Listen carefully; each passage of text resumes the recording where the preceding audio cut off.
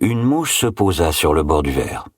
Wisting la chassa d'un geste de la main, tout en s'installant à l'ombre du parasol. Il but la moitié de l'eau, puis consulta son application. Pas encore midi, et déjà près de 4000 pas. La plupart avaient été comptabilisés quand il tondait sa pelouse. Pendant ses congés d'été, il avait pour objectif d'en effectuer 10 000 par jour, mais sa moyenne plafonnait pour l'heure au-dessous de 8 000. Quelques années avant la mort d'Ingrid, Thomas leur avait offert pour Noël des podomètres numériques qui se fixaient à la ceinture et enregistraient les mouvements de la hanche comme des pas.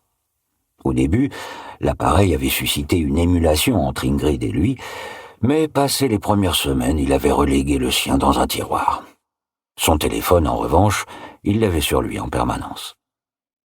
Il se connecta à Internet, les yeux plissés, il parcourut la presse en ligne. On parlait d'Agnete Roll. Personne ne l'avait vue depuis le jour de son départ, mais elle n'avait été portée disparue que 48 heures plus tard. Les premiers papiers publiés traitaient de l'opération de recherche.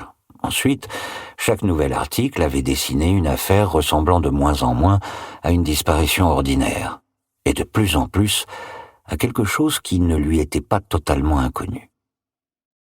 Désormais, les informations ne se limitaient plus à une énumération des zones fouillées, on était passé à une autre étape. Ce n'était plus le chef des opérations qui s'exprimait, mais Niels Hammer, dont le journal local rappelait 3 fois dans le même article qu'il était directeur par intérim du service d'investigation.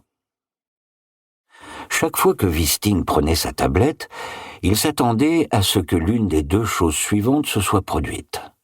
Que l'on ait découvert le corps d'Agnete Roll, ou alors que son mari ait été arrêté et mis en examen. Il reposa l'iPad, se désaltéra encore, étira ses jambes et renversa la tête en arrière. Au-dessus de lui, un goéland volait en cercle.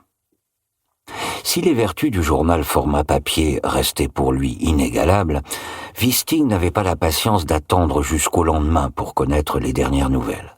À plus forte raison quand il y avait de nouveaux développements. Il aimait y avoir accès quand et où il le souhaitait. Et puis, il éprouvait une certaine satisfaction à sentir qu'il maîtrisait les technologies contemporaines, les façons actuelles d'acquérir des informations et des connaissances. Il n'était pas habitué à suivre une potentielle affaire de meurtre depuis le banc de touche, sans participer activement à l'enquête en cours. Au vu des éléments connus, les incohérences ne manquaient pas. Le mari d'Agnete Roll n'était pas nommé, mais une recherche sur les médias sociaux lui avait révélé son identité, Eric Roll. D'1 an son aîné, il travaillait dans une entreprise d'informatique locale, et il avait attendu 2 jours avant de déclarer sa disparition. Le tableau n'avait rien d'exceptionnel.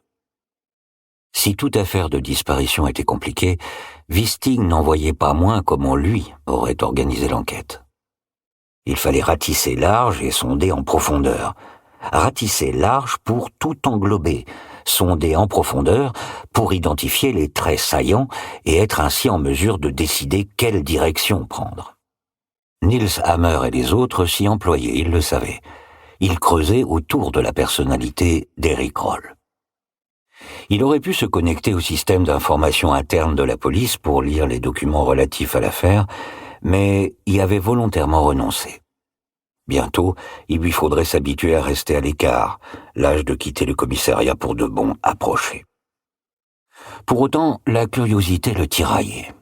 Presque toujours, la solution de ces affaires résidait dans les paroles et les actes des jours précédant la disparition. Un bruit le tira de sa rêverie. Côté rue, le couvercle de sa boîte aux lettres claquait. Il attendit que le facteur poursuive sa tournée pour se lever, rentrer et traverser le salon, puis le vestibule, avant de ressortir de l'autre côté. Un chat gris allongé dans l'ombre du garage bondit sur ses pattes et s'élança vers la maison voisine. Wisting coula un regard vers chez sa fille en se rappelant qu'il avait promis de relever son courrier. Elle était partie depuis 5 jours. Il ouvrit d'abord sa propre boîte, une collection de publicités, mais aussi une lettre. Enveloppe blanche, adresse soigneusement écrite en lettres capitales noires, sans nom d'expéditeur au dos. Pour continuer à écouter ce livre audio gratuitement, cliquez sur le lien dans la description et vous pourrez l'écouter en entier sans frais grâce à l'essai de 30 jours d'Audible.